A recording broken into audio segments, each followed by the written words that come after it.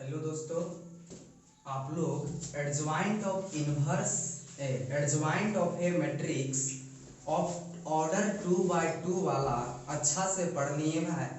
अब बताने जा रहे हैं adjoint of A matrix of order 3x3। बस थोड़ा हिंट कर देंगे तो बना लेगा भाई। जैसे कि माना हमारे पास लेट ए, मेरे पास कोई मैट्रिक्स है, क्या है, A11 A21 A31, उसके बाद A12 A22 A23, उसके बाद A12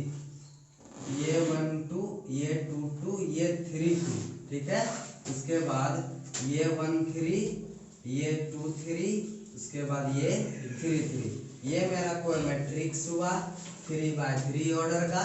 अब इसका क्या निकालना है, एडजॉइंट। तो हम एडजॉइंट बताए थे साथी कि कोफैक्टर मैट्रिक्स का ट्रांसपोज को क्या कहते हैं, एडजॉइंट कहते हैं। तो ये मेरा मैट्रिक्स है, आप इसका क्या कीजिए, कोफैक्टर, इसका जो एडजॉइंट होगा ना साथी, एडजॉइंट जो होगा, एडजॉइंट ए इक्वल टू क्या हो जाएगा, ये इसका कोफैक्टर मैट्रिक्स कैसा दिखेगा, A11 capital A12 capital A13 capital A21 और कैपिटल A31, ठीक है। उसके बाद capital A22 capital A32 capital A23, उसके बाद कैपिटल A33। अब बताइए कि ये जो मेरा मैट्रिक्स हुआ, ये इस मैट्रिक्स का कोफैक्टर मैट्रिक्स हुआ। अब इसका क्या कर देंगे, ट्रांसपोज कर देंगे, तब जो आंसर आएगा वो मेरा क्या हो जाएगा, एडजॉइंट ए हो जाएगा। तो आप कहिएगा कि इसके जगह पर क्या है, तो इस एलिमेंट का कोफैक्टर है। इसके जगह पर क्या है, तो इस एलिमेंट का क्या है, कोफैक्टर है। तो तू कोफैक्टर जैसे निकालता था भाई वैसे ही निकालेगा। जैसे कहने का मतलब है इसका कोफैक्टर चाहिए तो पहले इसका साइन पता कीजिए, तो साइन प्लस का होता है, अल्टरनेट चलिए तो फिर जोड़ के 1 को जोड़ेंगे 2 आएगा, इवन आएगा तो साइन किसका लगाएंगे, प्लस का लगाएंगे। नहीं तो यहाँ से plus minus plus minus plus minus plus minus plus alternate चलेंगे। जब इसका कोफैक्टर निकालेंगे तो प्लस साइन लेंगे, जब इसका निकालेंगे तो माइनस साइन लेंगे, और इसको ढकने के बाद जो बचेगा उसका डिटर्मिनेंट लेंगे, जो वैल्यू आएगा उसी को बोलेंगे A11। और यही सारा 12वां मान क्या करना है आपको, बैठाना। 3 3 6 3 9, 3 3 9 एलिमेंट। जब 3x3 ऑर्डर का है तो उसमें कितना एलिमेंट होता है, 9 एलिमेंट। जब ऑर्डर को गुना कर देने पर जो नंबर आता है वही मेरा क्या होता है, number of entries in matrix, ठीक है। चलिए साथी, तो ये मेरा एडजॉइंट ये हुआ। आप इसको बारी बारी से निकाल कर यहाँ क्या कर सकते हैं, पुट कर दीजिएगा तो मेरा क्या निकल जाएगा, एडजॉइंट ए निकल जाएगा मैट्रिक्स ए का। चलिए यहाँ तक आप समझ गए। आप एक थ्योरम है साथी, 2-3 थ्योरम है उसको बताएंगे, बहुत अच्छा से समझिएगा। चलिए यहाँ तक देखिए,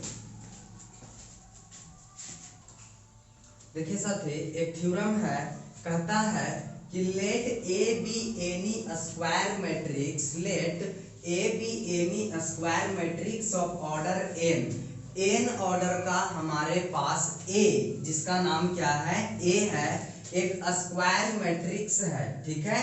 तो हम क्या लिख सकते हैं, और ये जो एडीजे लिखा हुआ ना एडजॉइंट, वो क्या है, उसी मैट्रिक्स का एडजॉइंट है। क्या है, किसी भी मैट्रिक्स का एडजॉइंट को हम किससे डिनोट करते थे, ए डी जे और फिर क्या ए। इस तरह से इसको क्या करते थे भाई, डिनोट करते थे, लिखते थे। आप बताइए कि यहाँ पर एक मैट्रिक्स है, तो हम थ्योरम कहता है कि आप लिख सकते हैं, क्या लिख सकते हैं दोस्त, कि ए को उसी के एडजॉइंट से गुना कीजिएगा। ए मैट्रिक्स को उसी के एडजॉइंट से क्या कीजिएगा, गुना कीजिएगा, और एडजॉइंट ए को खुद से गुना कीजिएगा, मतलब उस मैट्रिक्स से गुना कीजिएगा।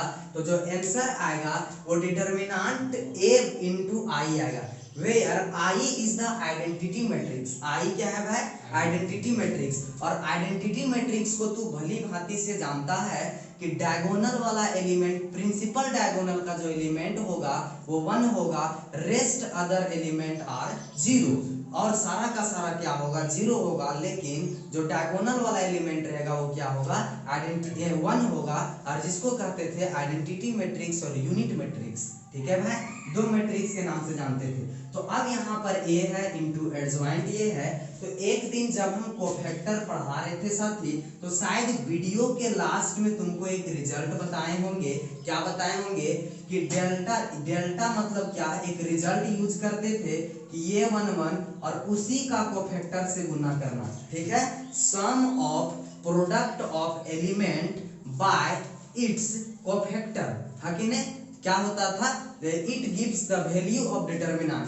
ये जो रिजल्ट था ना भाई, A12 उसके बाद A13 और A13, ये रिजल्ट कहीं पर देखेंगे तो डायरेक्ट उस डिटर्मिनेंट का वैल्यू दे देगा, ठीक है दोस्त। क्या है, A11, A12 और A13। और एक बात ये भी बोले थे कि यदि हम पूरा जीरो वैल्यू देता है, कब देता है कि जब इसको हम किसी और के एलिमेंट से, जैसे बात किया जाए A11 को A12 के एलिमेंट से कोफैक्टर A12 से, फिर A12 को कोफैक्टर A22 से और A13 को कोफैक्टर A32 से, मतलब किसी भी एलिमेंट को दूसरे के कोफैक्टर से क्या करते हैं, गुना करके ऐड करते हैं, तो जो आंसर देता है वो जीरो देता है। क्या देता है, जीरो। लेकिन जब किसी भी एलिमेंट को खुद के कोफैक्टर से गुना करके क्या करें, जैसे कि ये वाला इस रो में जितना एलिमेंट है सबको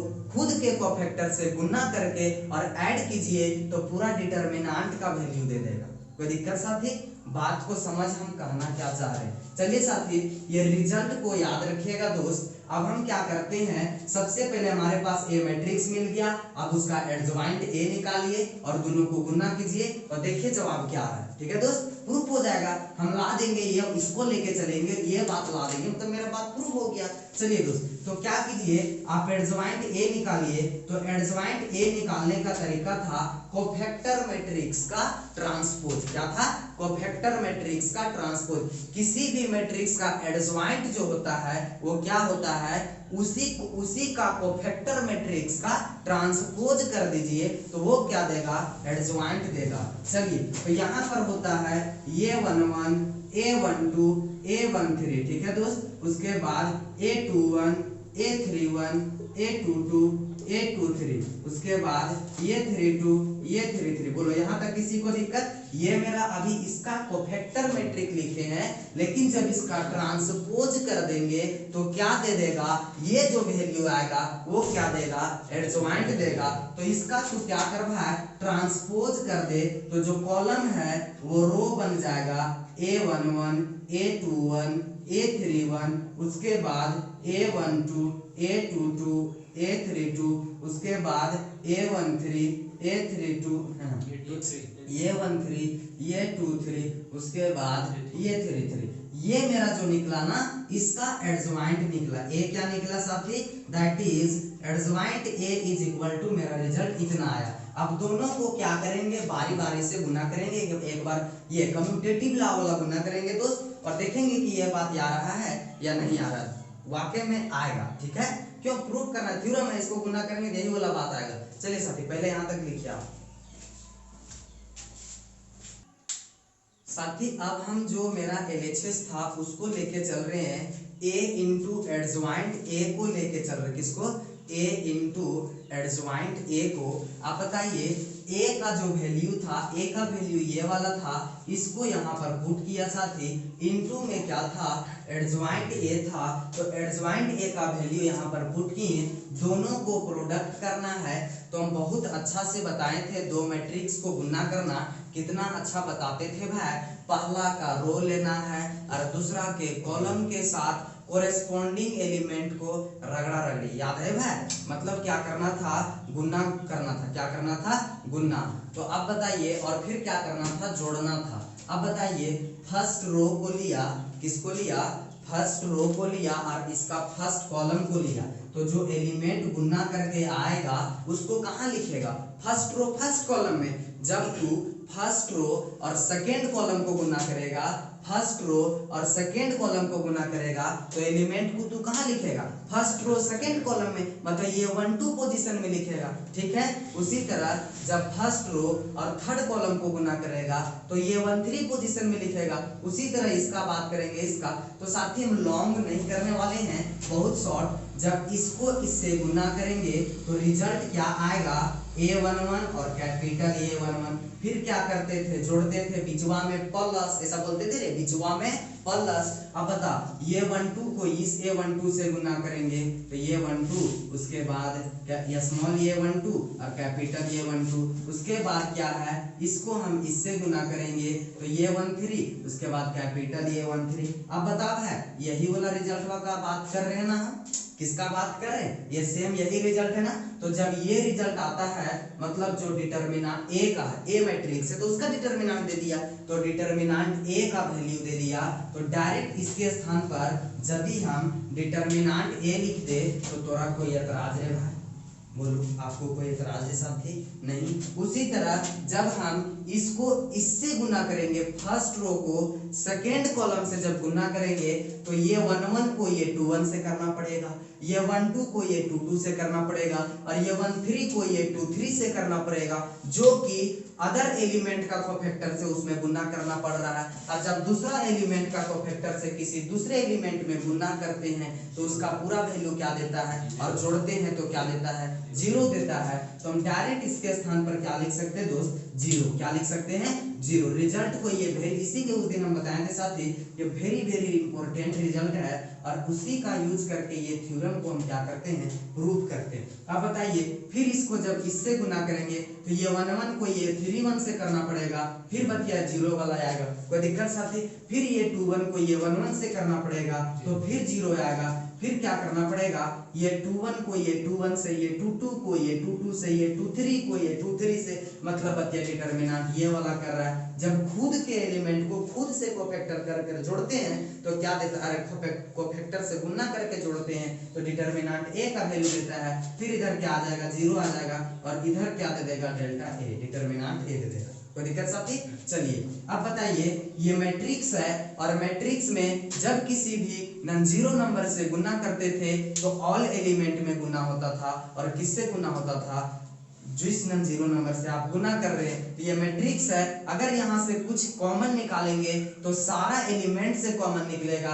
बताइए यहाँ से डिटर्मिनेंट ए कॉमन आ रहा है, यहाँ से डिटर्मिनेंट ए कॉमन, यहाँ 0 0 तो 0 से तो कुछ भी कॉमन ले सकते हैं, मतलब डिटर्मिनेंट ए भी कॉमन ले सकते हैं। नहीं समझा मेरे भाई, समझ गया। अब बताइए दोस्त, जब यहाँ से लेंगे तो डेल्टा ए हो जाएगा, फिर यहाँ से लेंगे, ऐसे होगा ये डिटर्मिनेंट है रे भाई, प्रत्येक एलिमेंट से निकलेगा ना डिटर्मिनेंट ए, तो प्रत्येक एलिमेंट से निकलेगा, तो क्या बचेगा भैया, जरा समझिए क्या बचेगा, बस डिटर्मिनेंट ए बचेगा, और यहाँ पर क्या बचेगा, 1 0 0 0 1 0 और 0 0 1 बचेगा। यहाँ तक किसी को दिक्कत, और यही जो वैल्यू है यही तो मेरा आइडेंटिटी मैट्रिक्स था भाई, यही मेरा क्या था, आइडेंटिटी मैट्रिक्स, और इसको हम आई लिख सकते, मतलब हमारे पास दो पार्ट था, एगो था ए इंटू एडजॉइंट ए, और दूसरा क्या था, एडजॉइंट ए इंटू ए। तो अब बताइए सिमिलरली इसी तरह से हम उस रिजल्ट को इतना ला सकते हैं, तो यहाँ लिख सकते हैं, 1 मिनट, यहाँ लिख सकते हैं दोस्त, क्या लिख सकते हैं कि similarly we can show that, हम लोग दिखा सकते हैं, सिमिलरली क्या कर सकते हैं, इसी तरीका से, बिल्कुल इसी तरीका से क्या कर सकते हैं, similarly we can show that, हम लोग क्या कर सकते हैं, दिखा सकते हैं, क्या दिखा सकते हैं, अभी क्या है ए इंटू एडजॉइंट ए, अब क्या दिखा सकते हैं, एडजॉइंट ए को ए से गुना करेंगे, मतलब बाद में गुना करेंगे, तो मेरा भी क्या आ जाएगा, डिटर्मिनेंट ए इंटू आई हो जाएगा। जस्ट इसी तरह से बनाना तो पूरा रिजल्ट यही वाला आएगा भाई जो अभी आया, कोई दिक्कत। चलिए अब बताइए, इसीलिए हम क्या कर दिए, धीरे धीरे, मतलब वो इतना बराबर इतना दिखा दिए, फिर इतना बराबर भी इतना दिखा दिए, मतलब क्या कर दिए, हेंस क्या हो गया भाई, एडजॉइंट ए इंटू ए बराबर A into adjoint A into A equal to क्या हो गया, डिटर्मिनांट ए इंटू आई। ये वेरी मोस्ट इंपोर्टेंट आपका रिजल्ट है साथी। इससे हम बहुत क्वेश्चन को जो लंबा बनता है उसको बहुत शॉर्ट करके बनाएंगे, समझा कि नहीं। हेंस प्रूव कर दिया है। चलिए लिखिए यहाँ। अब जितना भी मैट्रिक्स का आप टाइप पढ़े साथी, उससे आप दो नया टाइप पढ़ने वाले हैं मैट्रिक्स का, दो नया टाइप। पहला है सिंगुलर मैट्रिक्स और दूसरा है नॉन सिंगुलर मैट्रिक्स। तो सिंगुलर मैट्रिक्स किसको कहेंगे, वैसा मैट्रिक्स जिसका डिटर्मिनेंट जीरो हो जाता हो। अब बता, वैसा मैट्रिक्स जिसका डिटर्मिनेंट, तो कैसा मैट्रिक्स, स्क्वायर मैट्रिक्स। अरे भैया डिटर्मिनेंट किसका निकलता है, स्क्वायर मैट्रिक्स का। तो वैसा स्क्वायर मैट्रिक्स जिसका डिटर्मिनेंट क्या हो जाए, जीरो हो जाए। जैसे यहाँ पर लिखेंगे डेफिनेशन में कि ये square matrix is said to be singular matrix. एक स्क्वायर मैट्रिक्स को सिंगुलर मैट्रिक्स कहा जा सकता है। ये square matrix is said to be singular matrix if delta determinant A is equal to क्या हो जाए, जीरो। जैसे एग्जांपल में बात किया जाए साथी, एक मैट्रिक्स है 3 4 और 6 2। आप देखिए जब इसको सॉल्व कीजिएगा तो 4 तिया 12 माइनस 12 इक्वल टू क्या आया, जीरो। तो ये कैसा, ये जो मैट्रिक्स होता होगा, ये जो एक मैट्रिक्स होता होगा, और इसका जब यदि हम डेल्टा निकालते होंगे यहाँ से, यहाँ डेल्टा इतना इक्वल टू क्या आ गया, जीरो आ गया। जैसे आप यहाँ शुरू में मान लिए कि ये मेरा कोई मैट्रिक्स है, ठीक है, बताइए मेरा कोई मैट्रिक्स है। तो जब आप इसका डिटर्मिनेंट निकाल रहे हैं तो आंसर क्या आ रहा है, जीरो। इसीलिए ये जो मैट्रिक्स था ए वाला, मतलब ये मैट्रिक्स जो था उसको कहेंगे सिंगुलर मैट्रिक्स। कोई दिक्कत साथी, अपने से और बहुत सारा एग्जांपल लेके समझ सकते हैं आप। ये सिंगुलर मैट्रिक्स है। तो जितना भी मैट्रिक्स का क्वेश्चन बनाया पीछे, उसमें देखना कि जिसको डिटर्मिनेंट करने पर जीरो आ रहा था वो सारा सिंगुलर मैट्रिक्स होगा। क्या होगा, singular matrix. Non singular matrix उसको कहेंगे जिसका डिटर्मिनेंट जीरो नहीं होता हो। तो यहाँ पर लिखेंगे कि square matrix is said to be non singular matrix. क्या बोलते हैं, non singular matrix if delta A determinant A not equal to zero. कोई दिक्कत साथी, अगर ये जीरो के बराबर नहीं, कोई भी मैट्रिक्स ले लो। जैसे एग्जांपल में ए बराबर मेरा कोई मैट्रिक्स है 3 4 5 9। तो आप बताइए भाई, जब इसका डिटर्मिनेंट निकालिएगा तो क्या हो जाएगा, 3 4 5 9। मतलब क्या, जब इसको सॉल्व कीजिए तो 9 तिया 27 माइनस 20 आएगा, मतलब 7। और ये नॉट इक्वल टू जीरो है, और जब जीरो के इक्वल नहीं है इसका मतलब हम इस मैट्रिक्स को क्या बोलेंगे, नॉन सिंगुलर मैट्रिक्स। चलिए साथी यहाँ तक कर दी बात को समझिए साथी। दो थ्योरम है मेरे पास, और दो थ्योरम, एक थ्योरम पीछे बता चुके हैं और दो थ्योरम अभी है। कहता है कि यदि ए और बी मेरा स्क्वायर मैट्रिक्स है, सेम ऑर्डर का, जितना ऑर्डर का ये होगा उतना ही ऑर्डर का यही होगा, और दोनों क्या होगा, स्क्वायर मैट्रिक्स है, स्क्वायर मैट्रिक्स है, और ऑर्डर क्या है भाई, सेम है। बात को समझना, तुम लैंग्वेज बना के लिख सकता है। और क्या है, नॉन सिंगुलर मैट्रिक्स। दोनों क्या है, नॉन सिंगुलर मैट्रिक्स है। और नॉन सिंगुलर मैट्रिक्स कहने का मतलब है कि जिसका डिटर्मिनेंट जीरो नहीं होता होगा। बात को समझिए आप। तो अब कहता है कि जब आप दोनों को प्रोडक्ट कीजिएगा, ए बी और बी ए निकालिएगा ना उलट पुलट के, तो दोनों क्या आएगा, ये भी नॉन सिंगुलर आएगा और ये भी नॉन सिंगुलर आएगा। और जितना ऑर्डर का ये दोनों रहा होगा उतना ही ऑर्डर का ये भी आएगा। बात को समझिए, अगर ये मेरा 3/3 ऑर्डर का है और ये भी मेरा 3/3 ऑर्डर का है, तो ये भी को गुना करने पर इतना तुमको पता है कि 3/3 का ही आएगा, और ये दोनों को गुना करने पर ये भी 3/3 का आएगा। और फिर क्या होगा भाई, कि दोनों नॉन सिंगुलर ही होगा। बात को समझे आप। जब दो नॉन सिंगुलर मैट्रिक्स को गुना करते हैं तो ए बी और बी ए जो आता है वो भी नॉन सिंगुलर होता है। जितना ऑर्डर का ये होता है उतना ही ऑर्डर का वो भी होता है। अब एक प्रॉपर्टी ऐसा थी कि जब आप डिटरमिनेंट, जैसे ए और बी कोई दो मैट्रिक्स है, दोनों को आप गुना किए और क्या किए, उसका डिटरमिनेंट निकाले, तो अलग अलग डिटरमिनेंट निकाल के और जब गुना कीजिएगा तो दोनों का रिजल्ट होगा वो सेम ही होगा। कोई बच्चा कह रहा है कि सर इसमें डिटरमिनेंट ए पहले होगा क्या? अरे भाई ये पूरा क्या है? नंबर है। क्या है? नंबर। ये भी क्या है? नंबर। ये तो मैट्रिक्स रहा नहीं, अब नंबर हो गया। अब नंबर को तो उलट पुलट के गुना कर ही सकता है रियल नंबर को। जैसे 2 और 3 है तो 3 और 2 गुना करेगा तो 6 ही आएगा, इससे भी 6 आएगा। तो determinant A into determinant B करेंगे तो भी रिजल्ट सेम आएगा, और determinant B into determinant A करेंगे तो भी रिजल्ट सेम आएगा। ये नहीं, जैसे क्या था, रिवर्सिंग ऑर्डर में चलता था ना जी। क्या था?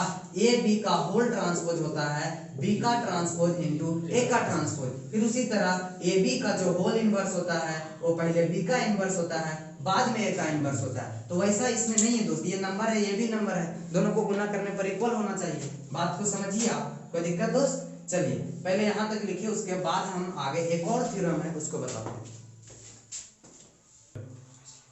साथ ही एक रिजल्ट है, आप नोटिस कीजिएगा, इसको देखिएगा बहुत अच्छा से। If A is a non singular matrix, A मेरा क्या है? नॉन सिंगुलर मैट्रिक्स है। नॉन सिंगुलर मैट्रिक्स दो बार लिखा गया, एक बार डिलीट करते हैं भाई। ऑफ ऑर्डर n, मतलब क्या है कि ये मेरा कोई मैट्रिक्स होता होगा, और n कहने का मतलब है स्क्वायर मैट्रिक्स होता होगा, और नॉन सिंगुलर मैट्रिक्स होता होगा। जब नॉन सिंगुलर आ गया तो समझना चाहिए वो स्क्वायर होता है, बुझा कि नहीं? तो बात को समझ पाए तो किस ऑर्डर का है? n बाय n ऑर्डर का है। तब हम लिख सकते हैं, जैसे ए मेरा कोई मैट्रिक्स है, ये मेरा क्या है? कोई मैट्रिक्स है, और जब इसका एडजॉइंट निकालेंगे तो कुछ आएगा भाई। ए मेरा कोई मैट्रिक्स है और उसका जब एडजॉइंट निकालेंगे तो कुछ आएगा, कुछ रिजल्ट आएगा। अब बोलता है ना वो, मतलब एडजॉइंट ये भी क्या होता है? मैट्रिक्स होता है ना रे। जब तक डिटरमिनेंट नहीं निकला तब तक नंबर का बात ही नहीं करना है। एडजॉइंट ए, किसी मैट्रिक्स का एडजॉइंट निकलता है तो मैट्रिक्स का एडजॉइंट निकालेंगे तो वो भी मैट्रिक्स है। अब उसका क्या कर दिए? डिटरमिनेंट निकाल दिए, तो वो एक नंबर देगा। क्या देगा भाई? एक नंबर देगा। और जब नंबर देगा तो हम क्या समझेंगे कि वो नंबर क्या होगा? जितना डिटरमिनेंट ए का वैल्यू आता होगा, जितना डिटरमिनेंट ए का वैल्यू आता होगा उसका पावर n कीजिए, उसका -1 पावर, जितना उसका ऑर्डर रहेगा उसको एक घटा के और पावर दे दीजिए। जैसे ऑर्डर n था तो n-1 पावर होगा, ऑर्डर 5 होगा तो 5 - 1 4 होगा पावर, यहाँ पर डिटरमिनेंट a का पावर 4। ठीक है भैया? अगर यहाँ पर 3 रहेगा तो यहाँ पावर 2 होगा। बात को समझे? यही रिजल्ट का था। अगर आप इसका प्रूफ देखना चाहते हैं दोस्त तो ठहरे रहिए और देखिए क्या बोलते हैं कि हम एक रिजल्ट जानते हैं, चूंकि एज वी नो दैट, हम लोग जानते हैं a इंटू एडजॉइंट a का जो रिजल्ट होता है वो हो जाता है डिटरमिनेंट a इंटू आई। क्या हो जाता है? डिटरमिनेंट a इंटू आई। अब बात बताइए, दोनों तरफ डिटरमिनेंट ले रहे, इधर भी डिटरमिनेंट कर दे रहे, दोनों बराबर है, तो इसका डिटरमिनेंट करने पर जो वैल्यू आएगा और उसका डिटरमिनेंट करने पर जो वैल्यू आएगा वो दोनों सेम आएगा भाई। चलिए तो यहाँ पर क्या करते हैं, a इंटू दोनों तरफ डिटरमिनेंट ले लिए, a इंटू एडजॉइंट a, फिर इसका होल डिटरमिनेंट, और फिर इसका क्या करना है? होल डिटरमिनेंट लेना है। कोई दिक्कत साथी? अब बताइए, हम ये भी पढ़े हैं कि ये भी मैट्रिक्स है और ये भी मैट्रिक्स है, ठीक है? तो दोनों मैट्रिक्स है, दो मैट्रिक्स को जब गुना करके डिटरमिनेंट निकालते हैं तो अलग अलग डिटरमिनेंट के इक्वल हो जाता है। ऐसा हम अभी अलग अलग डिटरमिनेंट को गुना कर देंगे तो उसके इक्वल हो जाएगा। तो इसको हम इतना लिख सकते हैं, ठीक है? ये डिटरमिनेंट ए है, क्या है? Determinant A. कोई दिक्कत साथी यहाँ तक? चलिए फिर इसका एडजॉइंट ए का डिटरमिनेंट क्या हो जाएगा? अब ये क्या हो जाएगा? बताओ कोई नंबर का डिटरमिनेंट क्या होता है? वही नंबर होता है। तो डिटरमिनेंट ए मेरा क्या? एक नंबर है, और नंबर का डिटरमिनेंट वही हो जाएगा। कोई दिक्कत साथी? और बचा कौन? आई मैट्रिक्स है तो उसका डिटरमिनेंट होगा कुछ ना कुछ। कोई दिक्कत? और आई क्या है? आइडेंटिटी मैट्रिक्स है, और आइडेंटिटी मैट्रिक्स का डिटरमिनेंट हमेशा क्या होता है? 1 होता है। क्या होता है दोस्त? 1 होता है। फिर बात बता, यहाँ पर हो गया डिटरमिनेंट ए, और यहाँ पर एडजॉइंट ए का डिटरमिनेंट, और इधर हो गया डिटरमिनेंट ए, और इनटू में क्या हो गया? 1। डिटरमिनेंट आई का वैल्यू क्या? सिंस हम जानते हैं कि डिटरमिनेंट आई का वैल्यू जो होता है वो क्या होता है? 1 होता है। क्या होता है दोस्त? 1। चलिए यहाँ तक किसी को दिक्कत? अब हमको सिर्फ और सिर्फ किसका वैल्यू चाहिए? किसका, हाँ लेकिन एक बात तू गड़बड़ा गया, कहा था कि ये जब कोई कांस्टेंट के रहता था और यहाँ पर कोई मैट्रिक्स रहता था और इसका डिटरमिनेंट निकालते थे, तो ये कांस्टेंट क्या करता था, बाहर निकलता था। और कैसे निकलता था बाहर भाई, बताना जरा, पावर को बाहर लेकर, कौन सा पावर, जितना मैट्रिक्स का ऑर्डर होता था, तो इसका ऑर्डर क्या है, n है, तो ये के जो है वो बाहर निकलेगा, पावर क्या लेके, n लेके, और अंदर क्या बचेगा, डिटरमिनेंट a बचेगा। जस्ट यही प्रॉपर्टी को यूज करेंगे, ये बाहर निकलेगा तो कैसा निकलेगा, डिटरमिनेंट a का पावर n बाहर निकलेगा और अंदर में क्या बचेगा, ये बचेगा। कोई दिक्कत साथी? अब यहाँ पर क्या लिख सकते हैं, डिटरमिनेंट a का पावर n और इसका वैल्यू क्या होता है 1। ऐसा क्यों होता है, सिंस डिटरमिनेंट i का वैल्यू क्या होता है 1। अब बताइए, हमको चाहिए एडजॉइंट a का डिटरमिनेंट, तो ये डिटरमिनेंट a को हटाना पड़ेगा, और इसको हटाएंगे तो उधर डिवाइड कर देंगे तो क्या हो जाएगा, एक कम हो जाएगा। अरे भैया पावर 3 को पावर 1 से भागा दे रहा है तो पावर 2 बचेगा, तो पावर n को पावर 1 से भागा दे रहे हैं तो क्या, पावर n - 1 बचेगा। तो यहाँ से क्या पता चला कि एडजॉइंट a का जब डिटरमिनेंट निकालेंगे तो डिटरमिनेंट a का पावर n - 1 हो जाएगा। यही मेरा क्या हुआ, यही रिजल्ट था ना, कि बताइए कि a मेरा कोई नॉन सिंगुलर मैट्रिक्स होना चाहिए। a क्या होना चाहिए, नॉन सिंगुलर मैट्रिक्स। सिंगुलर होगा तो डिटरमिनेंट 0 हो जाएगा, नहीं बुझा, तो 0 का पावर कुछ भी करेगा तो उसका एडजॉइंट a का भी डिटरमिनेंट 0 हो जाएगा। कोई दिक्कत साथी? नॉन सिंगुलर होगा तो जब उसका एडजॉइंट निकालेंगे और उसका डिटरमिनेंट निकालेंगे तो उसका रिजल्ट जो होगा वो डिटरमिनेंट a का पावर n - 1 के इक्वल होगा। n क्या है, ऑर्डर ऑफ दैट मैट्रिक्स। अगर ऑर्डर 5 का रहेगा तो 5 - 1, 7 का रहेगा तो 7 - 1। चलिए यहाँ तक लिखिए, इनवर्स ऑफ ए मैट्रिक्स। अभी तक मैंने पढ़ाया एडजॉइंट ऑफ ए मैट्रिक्स और उसका सारा कंसेप्ट दिया है। क्या किया, सारा कंसेप्ट दिया थोड़ा, कोई दिक्कत?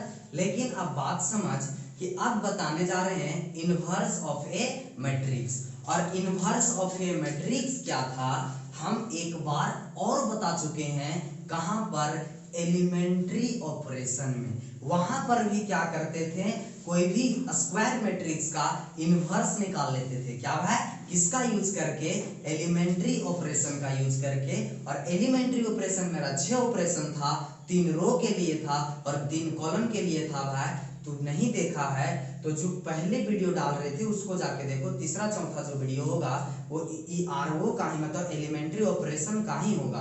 अब बात समझिए साथी कि हम बताने जा रहे हैं इनवर्स ऑफ ए मैट्रिक्स। तो इनवर्स पढ़ने के लिए, पढ़ने से पहले ये जानना होता है कि इनवर्स कब एग्जिस्ट कर, कब निकाल सकते हैं और कब नहीं निकाल सकते। तो इनवर्स हम तभी निकाल सकते हैं भाई जब वो नॉन सिंगुलर मैट्रिक्स होगा।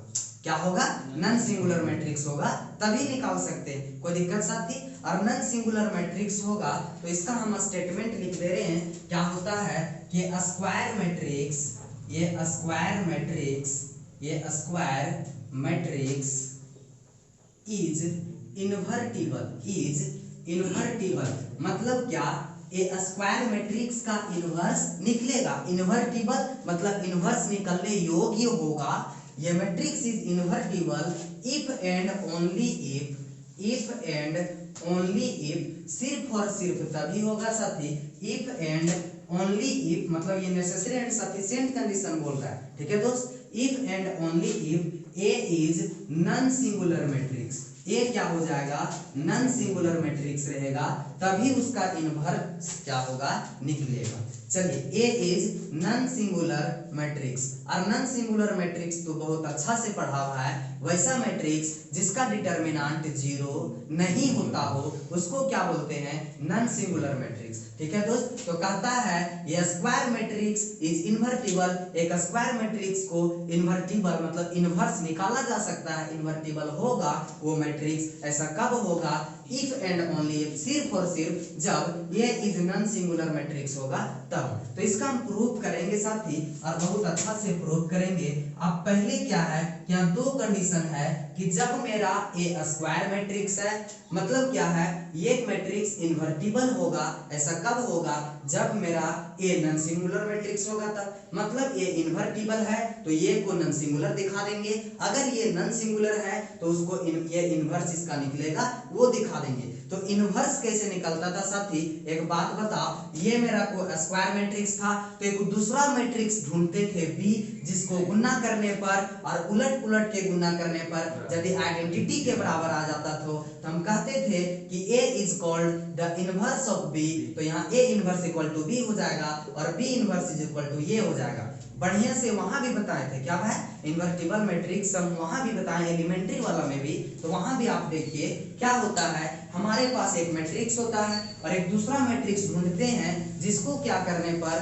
गुना करने पर क्या हो जाए, आइडेंटिटी मैट्रिक्स आ जाए, तो दोनों को एक दूसरे का इनवर्स कह देते थे। ठीक है दोस्त, चलिए तो यहाँ पर क्या है, सबसे दो कंडीशन है, दोनों को सेटिस्फाई करेंगे, एक बार इसको लेके चलेंगे और एक बार ये दिखा देंगे, एक बार कन्वर्स इसको लेके चलेंगे और ये दिखा देंगे। ठीक है, तो सबसे पहले हमको लेके चलना है कि ये मेरा स्क्वायर मैट्रिक्स है और इन्वर्टिबल मैट्रिक्स है, तो हमको दिखा देना है ये मेरा नॉन सिंगुलर मैट्रिक्स होता होगा, और नॉन सिंगुलर मैट्रिक्स दिखाने के लिए क्या करना पड़ेगा ब्रो, कि उसका डिटरमिनेंट जीरो नहीं होगा, ऐसा दिखाना पड़ेगा। बात को समझिए, नॉन सिंगुलर मैट्रिक्स क्या था कि उसका डिटरमिनेंट मेरा जीरो नहीं होना चाहिए, कोई दिक्कत। तो सबसे पहले मान लिया कि let A is invertible matrix, let A is invertible matrix, invertible मतलब इसका इन्वर्स क्या होगा, निकलेगा, इसका इन्वर्स एग्जिस्ट कर रहा है, ये लाइन क्या कह रहा है कि इसका इन्वर्स क्या कर रहा होगा,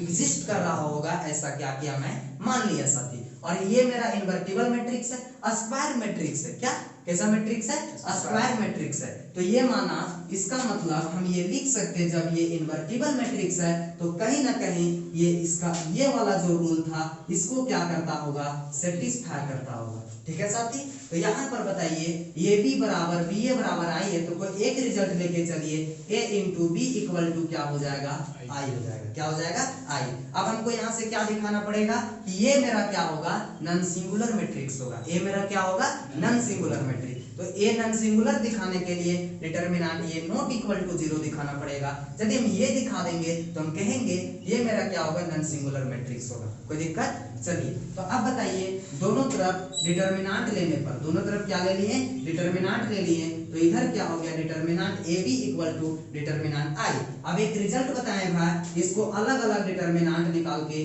गुना कर सकते हैं, बात को समझ, इसको अलग अलग डिटरमिनेंट निकाल के गुना कर सकते हैं, और यहाँ पर डिटरमिनेंट आई का जो वैल्यू होता है वो 1 होता है।